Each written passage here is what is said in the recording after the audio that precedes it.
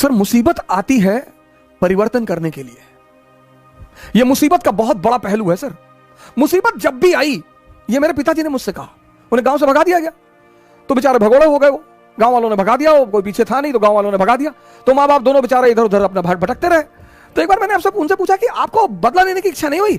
बोले पागल, मुसीबत आती है कुछ बड़ा करने के लिए अगर आप जागृत हैं। मैंने कहा कैसे? बोले राम राजा बनने जा रहे थे, मेरी आदत है क्रॉस क्वेश्चन करने की। मैंने कहा कैसे? बोले राम राजा बनने जा रहे थे। मैंने कहा हाँ। बोले मुसीबत आ गई? हाँ। मैंने कहा बिल्कुल। बोले 14 साल जंगल में रहे? मैंने कहा हाँ। बोले उसी जंगल में रहकर भगवान बने। अगर राम के जीवन में जंगल को हटा दिया जाए, उस 14 साल की साधना को हटा दिया, आप देखिए 14 साल की साधना और 14 दिन की साधना, कोरोना भी 14 दिन का टाइम लेता है सर। क्या बढ़िया अवसर है। अगर किसी भाई को, भगवान ना करे, ईश्वर ना करे, किसी को संक्रमण हो, अगर या जो लोग संक्रमित हैं, संभव है तो उन तक यह चीज पहुंचाइए, यह मैसेज पहुंचाइए कि यह साधना का समय, यह डरने का समय नहीं है। और जो आदमी गीता पढ़ेगा इस तरह की, आप अंदाजा लगाइए उसकी मनोस्थिति का।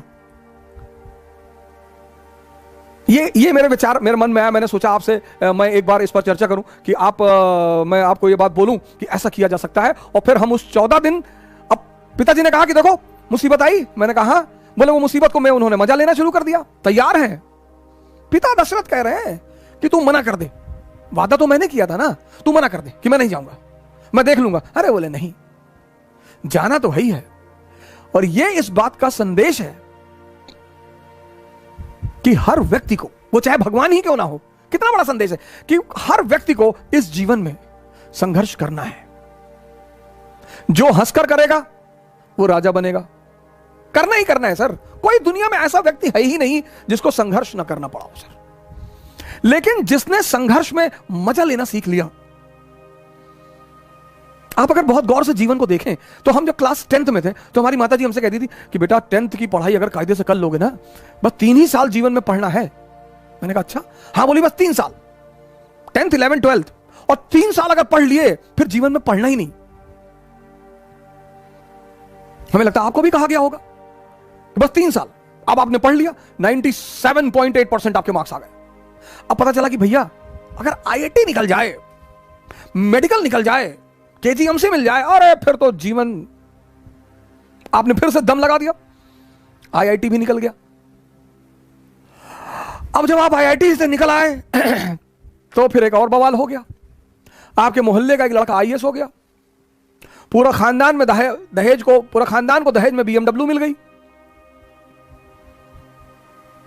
10 करोड़ कैश मिल गया।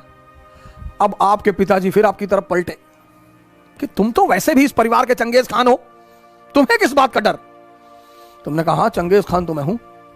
हाँ बोले जब ये मामूली सा ये सिंह साहब का लड़का अगर IAS बन सका, तुम्हारे लिए क्या है? तुमने कहा बिल्कुल हमारे लिए क्या है। और तुमने झोरा डंडा उठाया और बाबूजी का पैर छुआ कि बाबूजी चल रहे हैं, अब दिल्ली फतेह करके जाएंगे। चलो फिर IAS बन गए, फिर बन गए। आप देखो जिंदगी में कहीं भी संघर्ष खत्म नहीं हो रहा है, रूप बदलते जा रहे हैं, रूप। कहीं भी संघर्ष फिर यह हुआ कि भाई IAS बन गए, अब चलो शादी हो गई, मजा आएगा।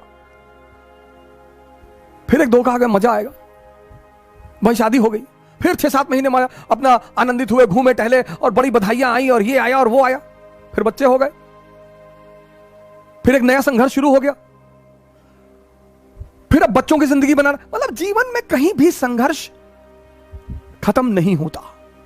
तो जब संघर्ष खत्म नहीं होता तो क्यों ना मजा लेके संघर्ष किया जाए।